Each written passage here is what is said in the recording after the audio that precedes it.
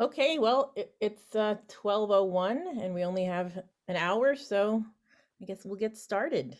I'd like to welcome everybody. My name is Rita Porphyris. I'm chair of chamber music at the Hart School, and I'm artistic director of this Uncertainty of Fate festival. I always feel like after saying that, I want to go dun dun dun. It's the Uncertainty of Fate. Dun dun dun. Welcome to the first panel, which is called Healing Conflict Resolution Through Creating Art.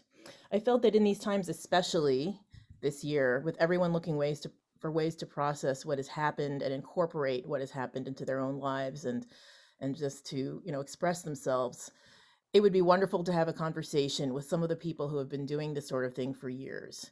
So I'm so excited about our panel of moderators today, and I'd just like to start it right off by introducing the wonderful and talented Colita Jones, who is the Director of Engagement at the Hart School.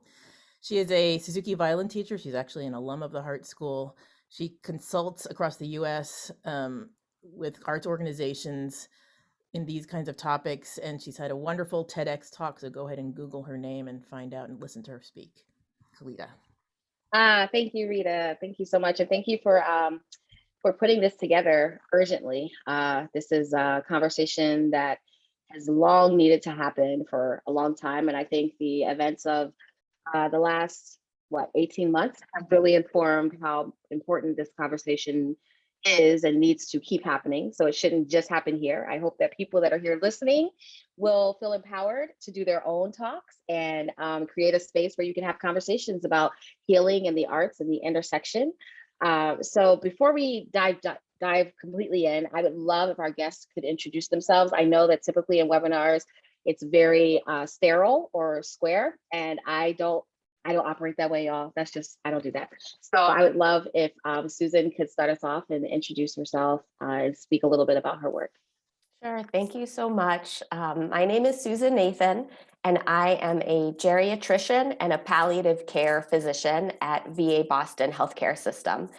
And I run a program there called My Life, My Story, which is a program, it's a VA program where we interview veterans about their life story, and we write it up into a first person narrative. So it's their story in their words, and they get to review it. And then with their permission, it goes into their chart, into the medical record, so that the teams who are taking care of them can get this sort of first person account of, who am I as a person, sort of outside of that problem list and the way people can be reduced sometimes in medical care. And that's who I am. So thank you for having me. Wonderful. Thank you so much, Susan. How about Rudy? Thank you for the invite and for providing that platform for us to talk about this. As you said, Kalita, this is pressing. We need to have those conversations. In a nutshell, I wear many hats. Today I come to you as an artist first, as a Black artist next, and as a Caribbean Black artist to further to dig deeper. But I'm also one of the founders of the CACO Foundation, an organization that operates both in the United States and in Haiti to provide music education, arts education to kids who normally would not have those opportunities. And as Colinda was mentioning earlier, just to bring out their full potential, and that is included in our mission statement. So I will stop there and pass the baton to somebody else. Thank you so much, Rudy, and welcome. Kevin. Hi, I'm Kevin, and I'm director of the organization Cuatro Puntos, based in Hartford, Connecticut. And what we do is we work with various organizations around the world, exploring the ways that music can be used as a means of social action. And through that, I've had the opportunity to partner with and work within and study various programs around the world, including I got to live in Afghanistan for a few years, working and teaching at the only music school in the country. And I got to lead the first female orchestra and be there for the creation of the first all-women's orchestra of Afghanistan, and we toured around the world with them. And so through Cuatro Puntos, we partner with various organizations like that, finding ways that we can create real cross-cultural dialogue and exchange, again, without, also being aware of things like cultural appropriation, finding ways to really highlight particularly marginalized or persecuted cultures around the world, or types of music. And each project we do is highlights a different artist or a different group of artists or a different style. And usually our programs and our collaborations end up going on years in the making. And we don't like doing short-term things. For example, Amin Moqdad, who's here with us today, our collaboration with him has resulted in all sorts of different things. One of them being right now, I'm actually backstage because we're working, he and I, strangely enough, him in Iraq, me here in Connecticut, we're working with the National Campaign to Stop Violence here in the United States. And we've been ongoing things with them, working with their students who tackle youth violence by writing about it. And we're doing projects with them, highlighting the voices of the children. And that's why I'm a little scatterbrained backstage here, trying to make sure my internet's working and everything as rehearsal's going on in the other room. So that's me. I will pass it on. Thanks, Kevin. And finally, we have Amin. And Amin, if you could let everyone know where you're coming to us from, that would be awesome.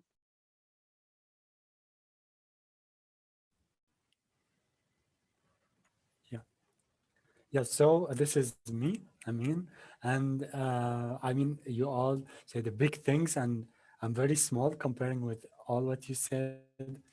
Yeah, my name is Amin Moqdad. I'm a musical composer, teacher. I would like to steal from Rudy what he said. I wear many hats.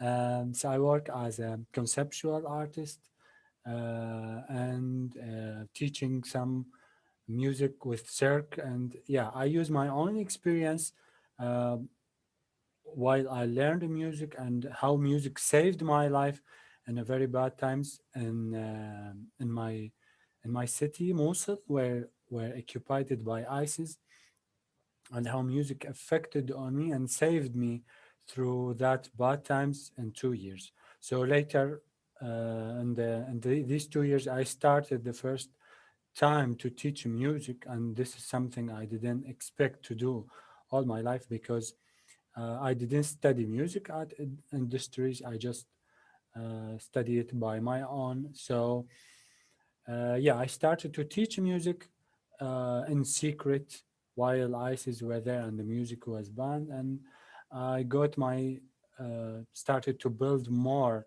deeper experience with how music could affect on people, because the people what I used to teach were, I mean, some of them was thinking kind of to be involved with ISIS because they were thinking that this is the right thing. So that gives me a really great deep look to the society, which I born in this society, but we always figure out new things. So I started teaching that time, and later I established, or I created a project in Mosul again after years of leaving this city, after it got occupied, after they liberated the city. So I started with light orchestra, which is an orchestra from male and female, playing only in the streets. So we don't go on stages. We play flash mobs in the streets because we want to fill the gap between the community and the music through the music, through the playing music in public. So this is a very long, short summary of my story. And for sure, Wow. I'm working greatly with Kevin for so many projects, and we have more and more, and we will do some great project with Wings. We call it Wings, but we will keep it for now and tell you later about the details. Thank you. Thank you so much, Amin. And I'm going to push back on your statement that you're this big. The work you're doing is incredible. And just hearing you talk about that experience of learning and teaching in secret, it just makes me recognize the privilege that I carry as a citizen of this country, despite all the challenges that we're currently facing. So big props to you for that kind of work, because whew, that's a lot. Thank you so much. So I asked people to put questions in the chat for us as well, But I thought it would be great to start with Susan with her background in medicine, because of there's so much conflict right now. There's so much discourse, so much unrest in our country, and all of that harbors in our bodies, right? Like it lives within us, and it starts to create issues. It starts to build stress. It starts to build unanticipated things that we're not normally presenting. So Susan, can you talk a little bit about what the effects have been of doing that healing type of work with the veterans and some of the other projects that you've done? Sure, absolutely. So taking a step back, I think the idea of the hats that we wear is resonates a lot. And so, for me, my full-time work, I'm a full-time doctor. I take care of people, and as a geriatrician and palliative care doctor, I take care of older adults, and I take care of adults of any age who have serious illness or life-limiting illness, including people who are in hospice care. So in the last months and weeks and days of their lives. And through my life, my story, this is something that we've been doing with veterans for some years now. And when COVID came, to Pauline's question, has the work been affected? Certainly the physician hat, that got to be the big hat, as it did for many of us. And yet, we had to keep doing the stories too, because COVID became sort of the story, and violence became the other, like the tandem story, adjacent story, et cetera, almost to the exclusion, I think, of a lot of the other stories that were in process. And like clearly, even talking about it, I'm like bringing myself to tears here. But I think through the intentional act of making space and saying that somebody's life story, besides this moment, before this moment, is important, and it matters today, right now. And that if we don't ask, you would never know these things. And so to be intentional and thoughtful and create the space. So even, typically we would sit down with a veteran, and I always like to begin. So, let's begin at the beginning. Where did you grow up and what was it like? Just to sort of prime things. But a lot of times, even before I sit down, the person is already telling their life story. And so this need for people to share their story to a stranger, whether I know them before that minute or not, just how important and healing that is. And to have experiences when, at the end of the interview with an 86-year-old veteran, he says, wow, no one's ever listened to me like that before. And now this is something that we can do. So it would have been pretty easy during COVID to say, like, I'm too busy for this, this has to go on the back burner. But if anything, it took on a heightened meaning, and certainly it looked different. So maybe I was on the phone, like in my office in the hospital, with a person who was in their hospital room, and we were doing a phone interview within, it was all sorts of, rubber bands and bubble gum and paper clips and whatnot, but we had to keep it going. And it slowed, but there were enough people within the hospital who still were doing Herculean feats of logistics and medical care and safety, who also felt like this has to continue, and we're going to keep doing it. And so we did, and we have, and the messages that come out. So the Veterans Affairs Hospital, Veterans Health Administration, we take care of people who have served in the armed forces. And so like that's the only thing that all the people have in common. But a lot of times towards the end of the interview, we'll ask about, any lessons learned or advice to pass along. And I'd say overwhelmingly, the advice is, be kind, serve others, work hard, do your best, love your family, get an education if you can, see the world, see things outside of yourself. That's I think I'll stop there.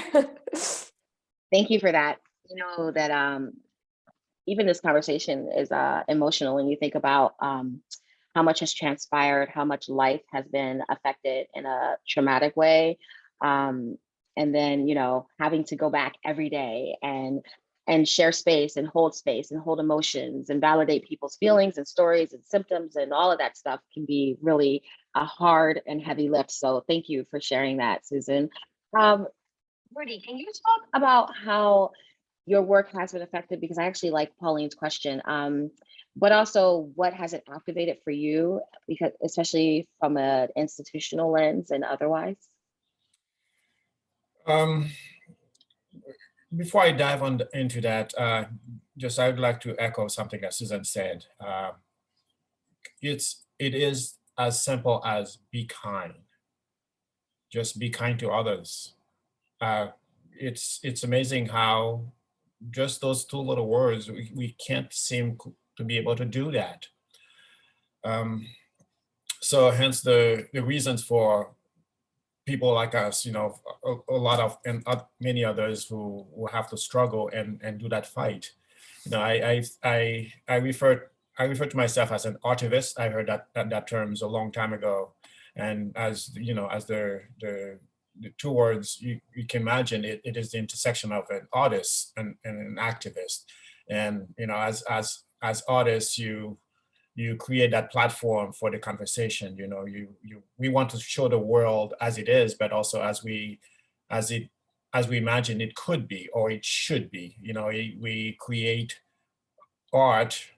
You know, a piece of art can be a powerful catalyst for discussion. You know, in the musical composition, the soothing sounds or the beauty of the harmonies, you know, may transport the listener, but at the same time, you have composers who may choose to put a mirror and show us the brutal, the darker side of humanity through hard dissonances, you know, the harsh, jagged, almost hurtful sounds.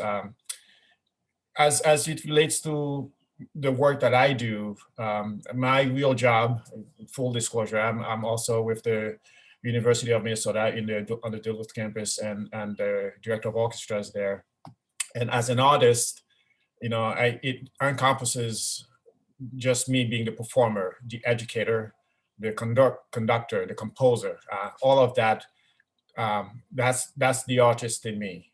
And then I try to pull in the activist part, and then through all of those media, just try to just create change. You have as educator is probably the easiest, because you know you have that rapport with the students, and you can shape their brains, you can shape their minds, and that's sort of what we try to do with the Kako Foundation. But from the very early stages, I do think that you know, I'm no psychologist, but I do think that babies, kids are born like a clean canvas, a blank slate, and it is up to us to really to start painting and then to define how that picture is going to look like in the end. You know, again, I'm a layperson, so don't judge. But at the same time, I have had a lifetime of observations and lived experience. I've dealt with little kids and how they react to a piece of music, how they are really honest about their feelings, how they want to share certain things. Why is it that we put our bias on those kids and turn them into something else? That's sometimes turn us into somebody like us. You know, so we show them, if we can show them the beauty of the world, the beauty in each other. You know, it's not so much the black and white issue. It's like we all humans. We all do the same work. We do everything. We pull our pants up, you know, the same way. There is no difference other than I'm highly melanated. That's it. That's the only difference. And actually, I think I'm straying from your question. Khalida, would you remind me? I was asking a similar question to what was in the chat in terms of how has your work been affected by the pandemic, COVID in particular? Has it been more challenging? Has it activated you to do new projects, things Thank that you. are Senior different? moment. Sorry, I was That's okay. I get too excited about sort of the things that need to be done. Of course. The pandemic has been very difficult. On the one hand, if for us as artists, we need that interaction with others. We need to be playing with others. We need to play for others. We need to have that human contact. Even though some of us prefer to be on stage and then the rest of everybody else there, but that connection is really vital, and we can't do that through a Zoom concert. I mean, I've done my fair share of Zoom concerts, of Zoom lessons, and it just doesn't work. It's a good substitute, at least it keeps that connection, but it's not the same thing. I need to be able to touch somebody's hands and show them, okay, this is what needs to happen. That human connection is lost. But it's been a little bit better for composing. Because here the COVID created that space for me. Since I had no contact with anyone, since I was confined to my own space, then I used that to write and to say what I need to say, to write certain pieces.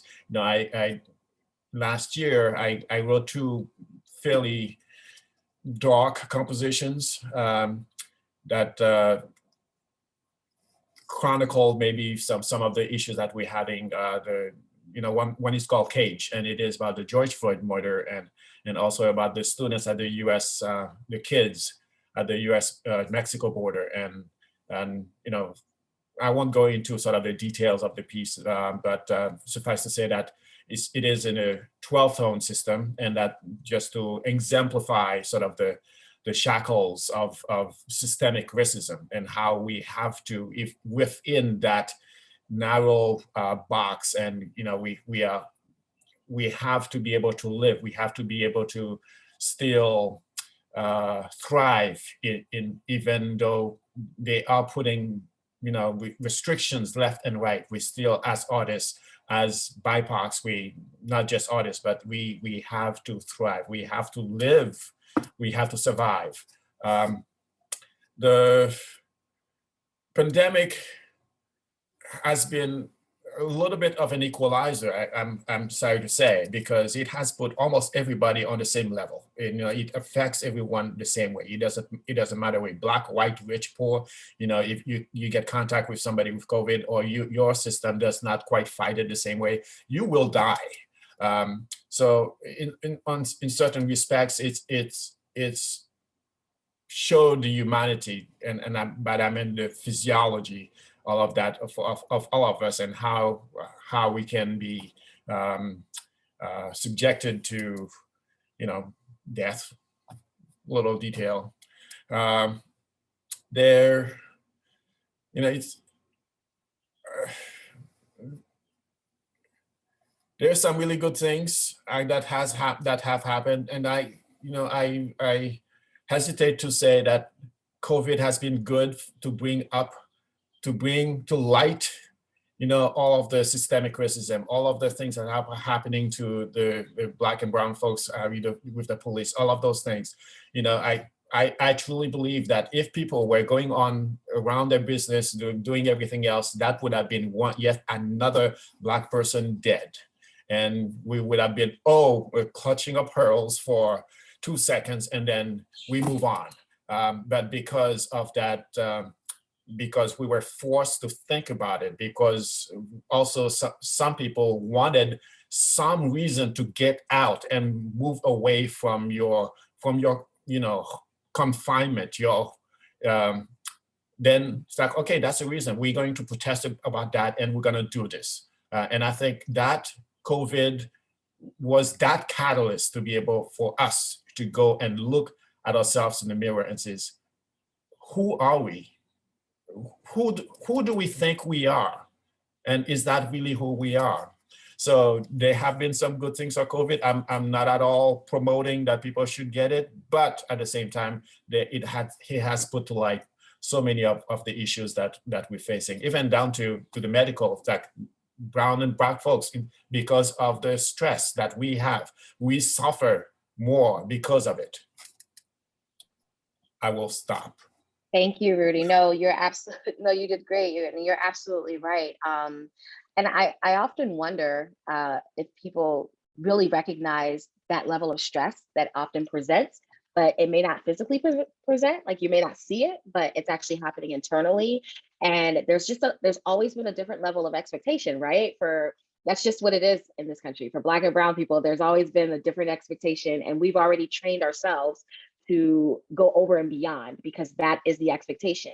Sick or not, you push through. Your insides could be exploding, but nobody would know it because you're on screen, you're smiling, and you're looking like you're ready. So I appreciate you saying that, right?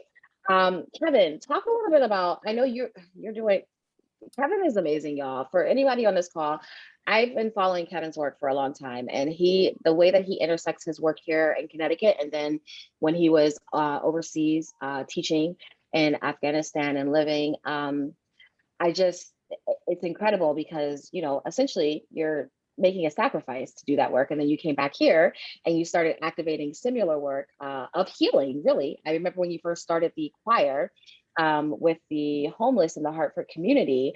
And that's a form of healing, right? And if there's any conflict that's sitting in anyone, that's an opportunity to work through that. And it would be great if you could talk some about that work and also how your work has been affected by COVID. Yeah, it's kind of interesting. As Susan was talking about, and you were all talking about, or no, I think it was Rudy was saying about just one act of kindness will, and it was really kind of surreal because I'm sitting here backstage and we've got a project going on working with the National Campaign to Stop Violence where students all around the country have written essays about how violence has impacted their lives. And they're really poignant stories. And 85,000 kids wrote essays, and it was narrowed down to 50, and 7 today are participating. And one of them in their essay talked about how, just have one act of kindness every day, and that'll change the world. And as a result of that, we one of the pieces we're playing that was written for this is called One Act of Kindness. And as you were talking about that, the musicians are in the other room rehearsing that piece. And it's just was a kind of interesting tie-in happening. It's like, wow, that's a little strange. But on that idea of one act of kindness, that's exactly what we see in the Music Moves Hartford Street Choir, which is our choir that works with those who are in shelters and come to soup kitchens in downtown Hartford area. And just the fact that we are extending our hands and offering any act of kindness to them, like that is just treating this population as equal humans. It's something that a lot of them have expressed. And this is not something I'm just saying because it sounds good, like they've told me. In fact, when we started working with the homeless population, I very much we did a lot of research. We tried to find, because like when we do a project, we don't just because often things will sound great on paper, like you can write down anything and it'll sound like it's going to be great. But then you find out the population doesn't actually need it or want it. So, we went into it as often, organizations do, thinking we were going to work with kids. We found that the actual need was with the adults. And that's where it was wanted. And we were, we started talking with people, who were, on the streets and such and in the shelters. And we found out this is something that was actually wanted and needed. And it came from them and they built it. We just provided some, support and help keep it all together. But it's them who build it and grow it and decide, make the major decisions and all of that. And that's so important, that grassroots effort. And at first, when we were first doing this, at first there was some skepticism in the population, like why? It was really, really sad because it was very much like, why are you being nice to me? Was pretty much the vibe. And, I remember somebody actually said that to me. It's like, why? Why do you care? And through offering, extending that kindness, now it's the most loving community. I love it. I always say it's like I'm not from Connecticut originally, but it's my Connecticut family is this population. Our main choir has about 50 regular members who, are from not all, homelessness, facing homelessness it's just a state of passing through, right? So it's not a clean cut. And the states of housing and states of security change quite often in the population. But what they share in common is something has happened in life that has caused this, either, so many different reasons that we won't need to get into, but something not good has led them here. And there's been a lot of feelings of defeat or failure. And through music, that is where I feel that music is a catalyst that can help start to create those feelings of accomplishment. And I'm not in any way someone who is saying that music is going to like cure someone of all of your ailments or something. But I believe that it's, like we even say in our mission statement for Cuatro Puntos, that it's one of many catalysts that can help aid in, emotional rebuilding.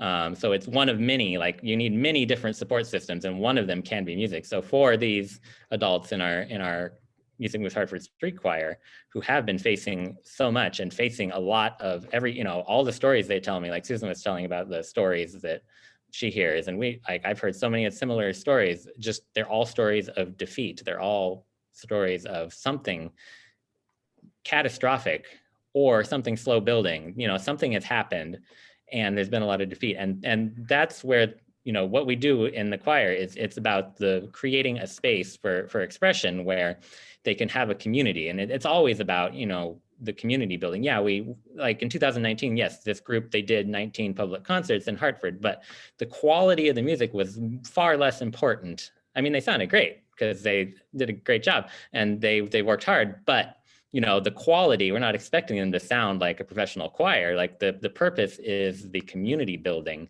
And through that community building, the level of kindness that flows in that, going back to that theme of the one act of kindness, the level of kindness that flows in this community of people who are just really, facing a lot in life, but the kindness they show. I still have, we have a big poster, like we took a giant sheet of paper and just asked one day in rehearsal, why are we here? What are we doing? And just wrote down what people were saying. And it was things like, we're here to spread the love. We're here to give back. And that touched me the most, is like, those who, like, a lot of the people in our group are literally on the streets. They have no roof over their head and they're there to give back. They're not to take, they're there to give back.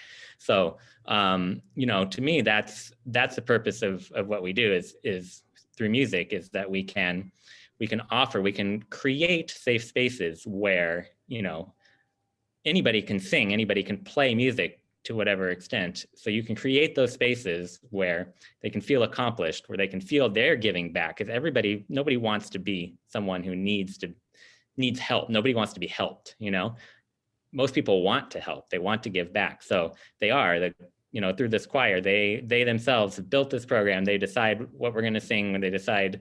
A lot of the performances we've done have been their ideas or their own connections. And, like I said, in 2019, we did 19 concerts around Hartford where they had big old audiences cheering them on. And, that really, having done something together as a group and created and built, and then to go do that, after facing so much hardship and defeat in whatever stage of life they're in, that's very life-giving. And to me, that's the role of what we do. And then they spread that kindness forward. So, those are the kind of situations that I'm always looking to help be a part of and foster and to learn from, because, I'm their teacher, but like really they're teaching me, right? So, and it's so beautiful for me too, because now I go around downtown Hartford, and whereas so many people, you see someone who appears homeless or someone who's, asking for money on the street or something, most people just pretend they're not even human. And I'm always up there and they're like, hey, Teach, how you doing? And they'll come up and they know my name and I know their name. And it's so, it just makes it's a great family type experience for everyone. So those are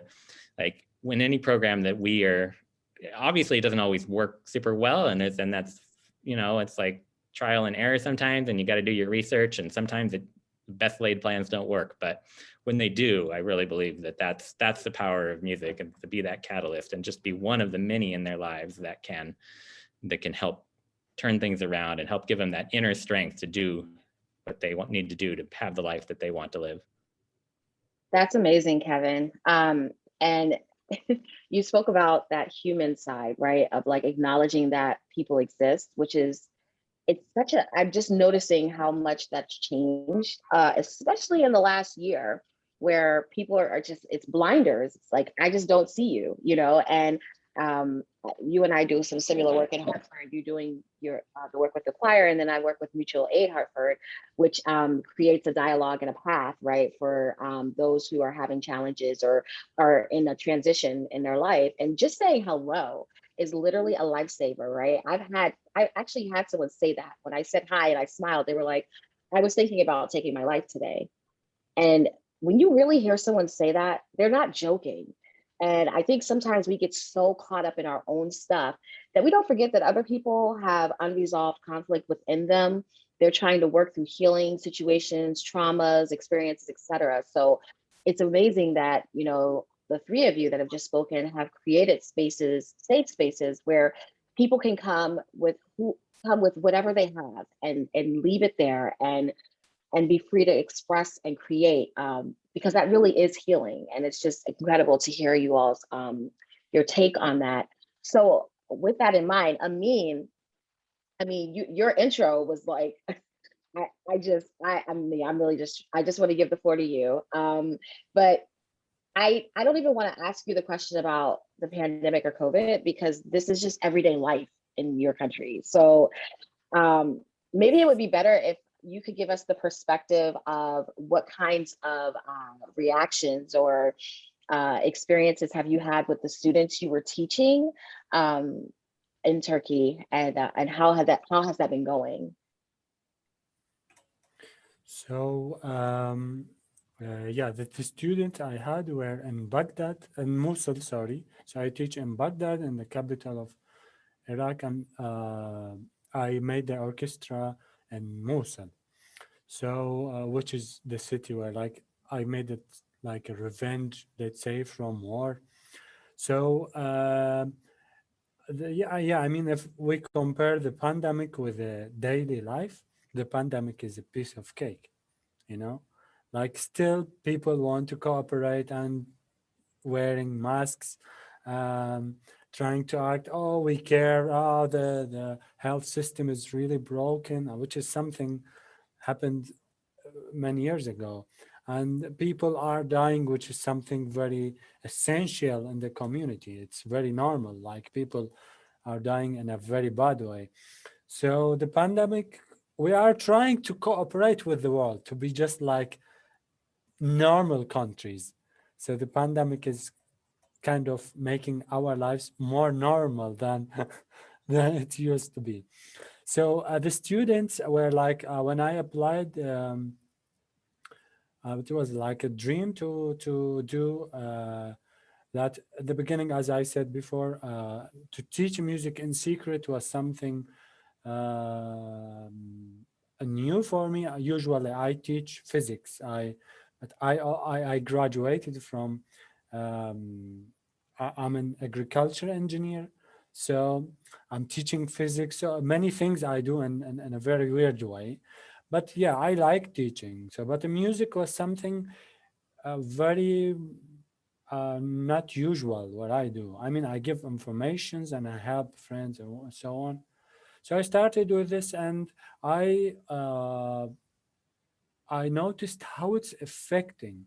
I mean, I was alone at the family house. The family were in Baghdad, which is city were not occupied by ISIS. So I lived there alone. I was surrounded by ISIS. Like my neighbor, the right side neighbor was a prince in the and Al Khilafah, whatever, and like he was a very famous butcher, let's say, and all the family were ISIS members, even the kids.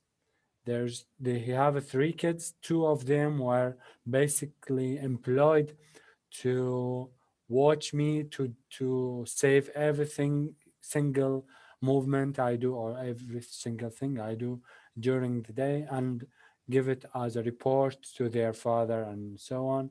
So teaching music was something crazy, but what makes me even living and under these circumstances makes me keep living. I was alone, and I don't go out a lot from house, and they know that I'm a musician, but they could enter and kill me or do whatever. But why I kept mentally, I mean I was way much better than the others around me in the community, because I had the music in my life.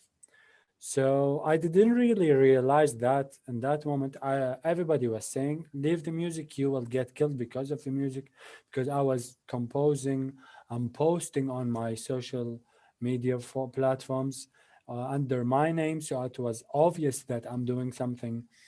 So everybody was saying, "Oh, crazy, you will get killed because of music." But I used to answer that, no, music what keeps me alive. But I didn't really understand it until I started to teach music and see how it affects while I was in secret. So that was my goal later. When went out from the city, I decided, no, I will teach music as a way to revenge from war. And also, maybe I agree and disagree with Kevin in something.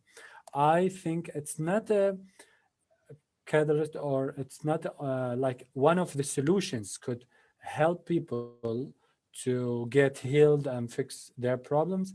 I think music is an essential thing. I mean, it is one of the things, but it's essential. I believe that music have to be in everybody's life. It's simply like, I mean, and let's go to the science and say, and medically, everybody needs vitamin B or B complex. You can live without B complex, but you will not live healthy. So it's something essential to have this vitamin in your life, but you can live without it because a lot of communities just live without music. But if you compare them with people who have music in their life in any form, they are better mentally, or they are having more healthier life, healthier ideas. All this, let's say, tourism and terrorism in Afghanistan and in Iraq or other countries. Basically, if I mean, as a person who grew up there and born there, music is not really a big thing. Music is not essential thing in the life. I mean, we listen to songs and music and so on, but we don't really have music as part of our lives. Also, it's there's a propaganda that forbid the music. Like we don't have music at mosques, for instance. We don't have the music in streets. The government doesn't support the musicians. There's really like a small hole that the community looks to the music. There's a great musicians, but most of them left the country because they don't get the respect. Nobody knows how it's essential the music are. Even most of the musicians doesn't really know that the music is so important. It's something had to be in a community to be healthy.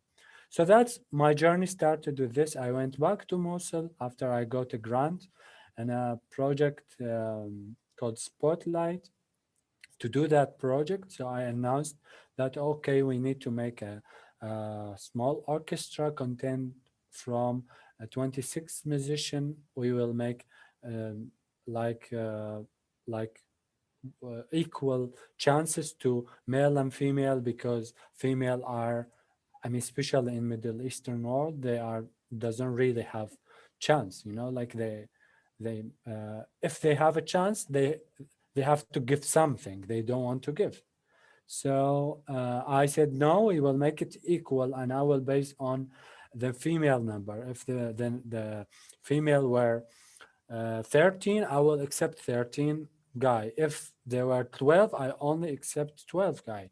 So I will not, I will base on the female number. And we got more than 200 application, and we made an interview, choose them, and we started the journey of um, fighting kind of with the old-fashioned community that music is essential and it had to be in this community, and ISIS and Al Qaeda or whatever these things are basically cannot live in a community full of music or art because they only grow in unhealthy situations like the decay. It's when there's a sun, when there's a good, let's say, a wind or like it's a healthy place, there's no decay, there's no germs. So they are like germs.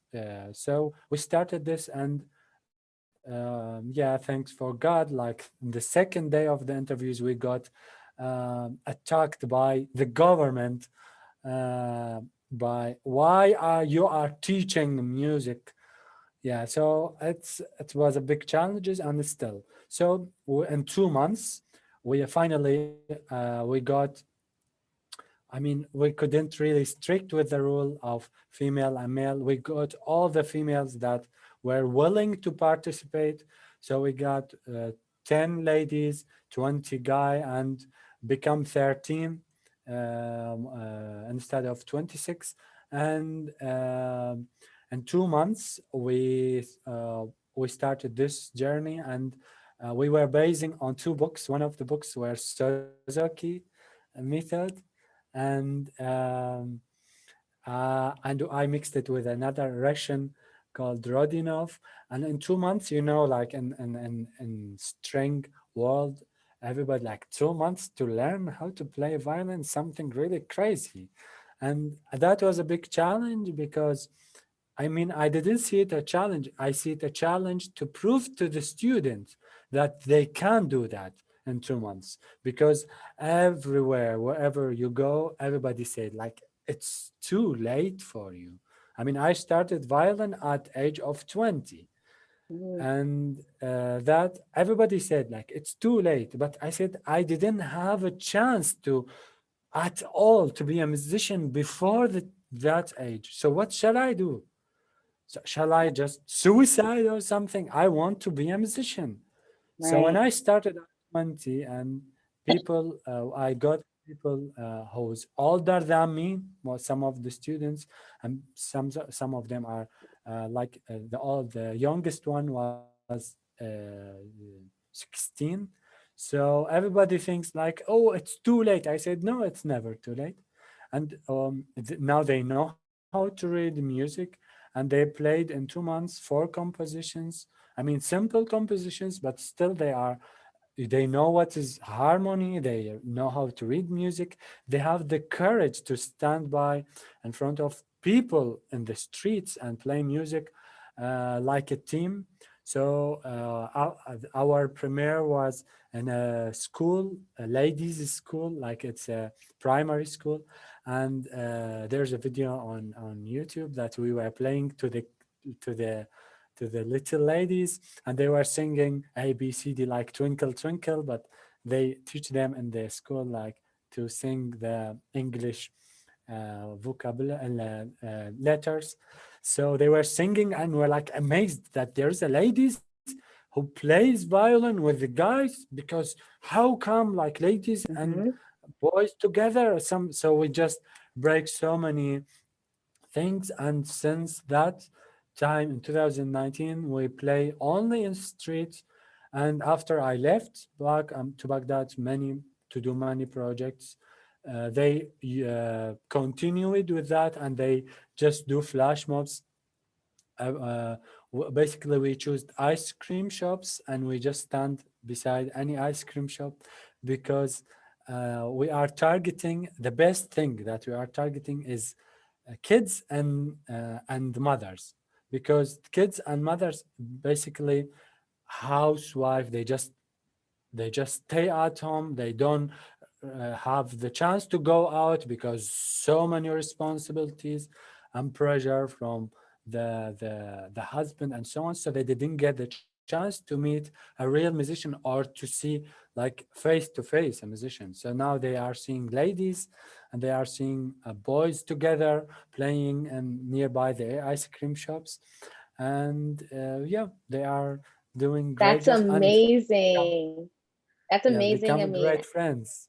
yes, I love that. I love that you're on in your own right are dismantling barriers that are preventing men and women from being able to create art and have the access to doing it and doing it in a way that really is a means of survival. And so I applaud that greatly. That's a huge undertaking and a massive sacrifice. Just in case there's any access needs, I just want to read the comment. Rodney said, wow, that is an amazing point I hadn't considered before. These terrorist groups can't grow in a healthy community, and music contributes to a healthy community. Absolutely. And then Joanna says, I feel that keenly. Even here in the States, I started cello at age 13 and wanted to pursue a performance major after 4 years of playing, but not a lot of formal education.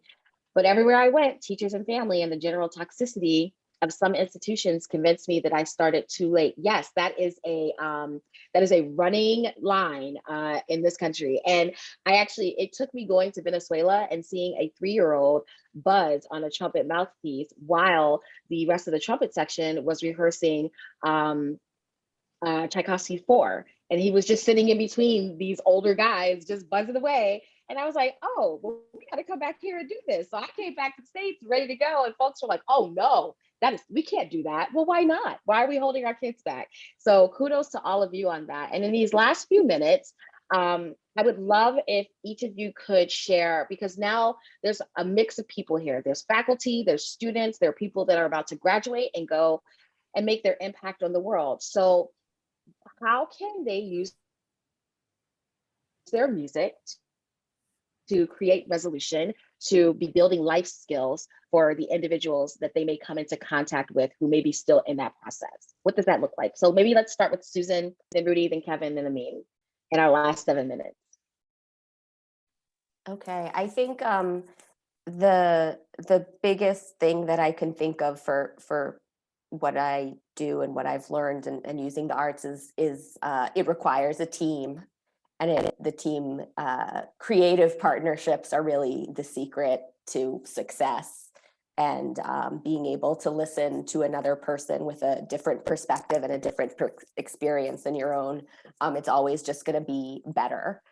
So that sort of collaboration and the ability and openness or in accepting that your collaborator might be from a different, some place that had not even crossed your mind, and it's the best that it could be, and you'll always be able to reach more and have more impact and success when you're more than just one person doing something, especially if it's something that's a little bit different.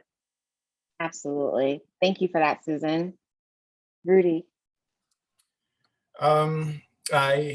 I know that probably preaching to the choir when I say that, to extol the benefits of playing music, self-confidence, self-esteem, social interaction, focus, discipline, emotional intelligence, the list goes on and on, the jury's out.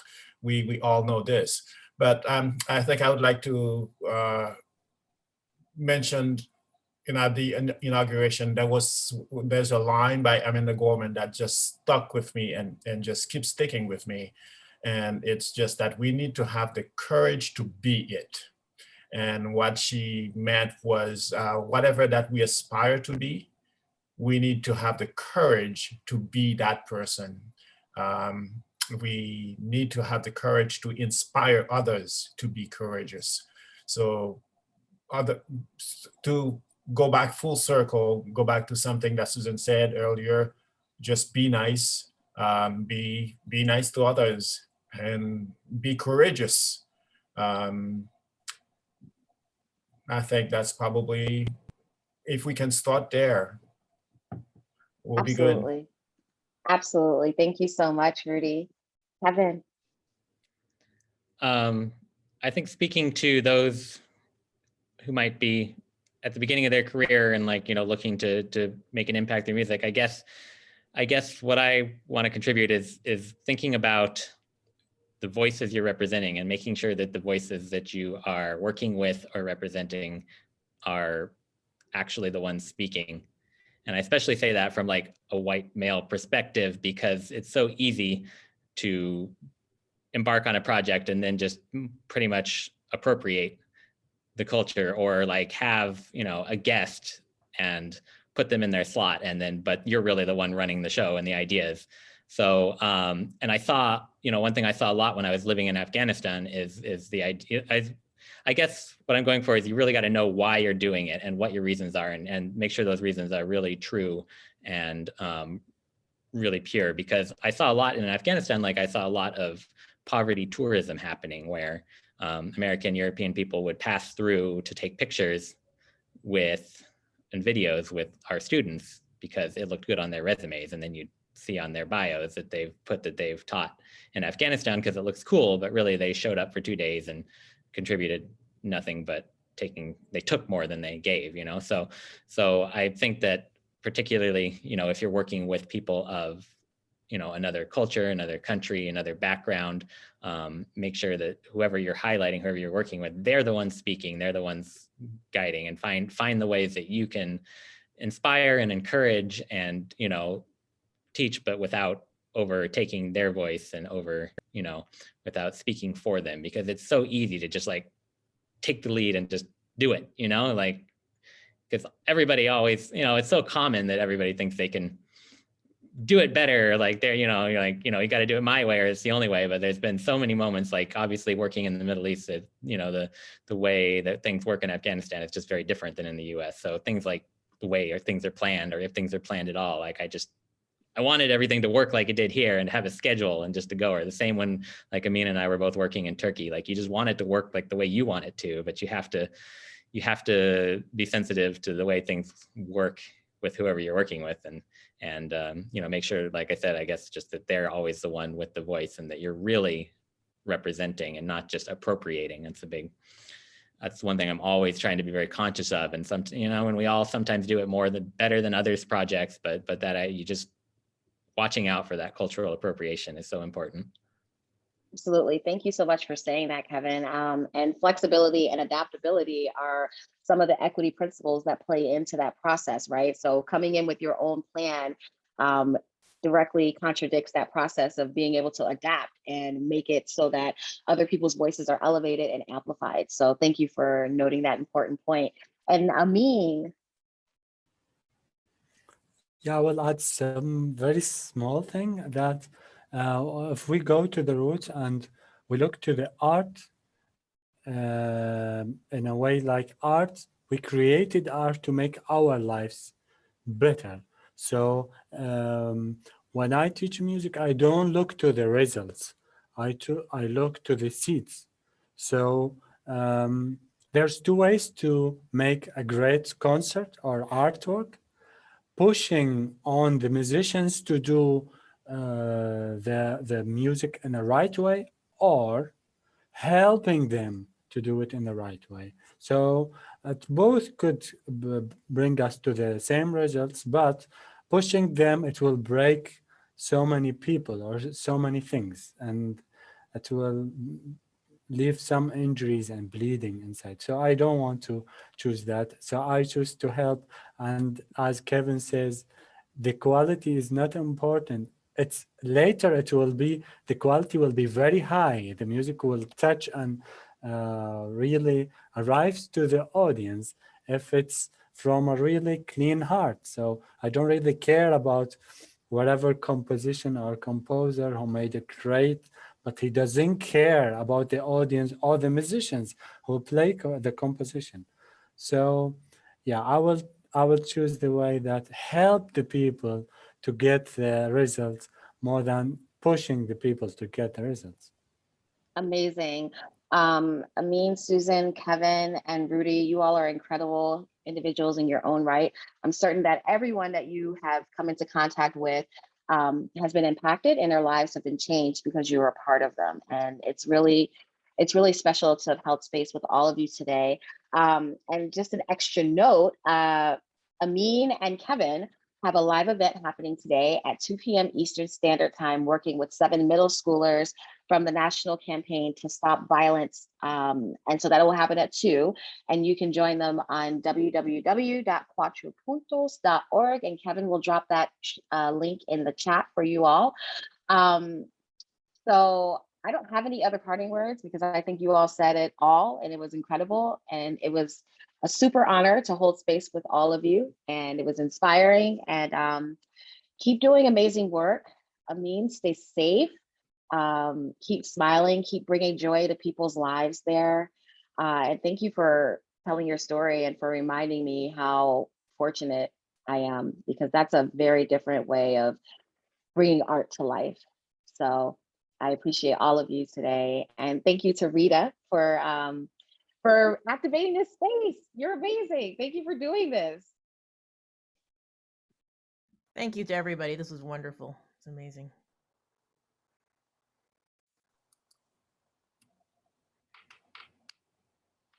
Thank you. Thank you all. Bye. Thank you.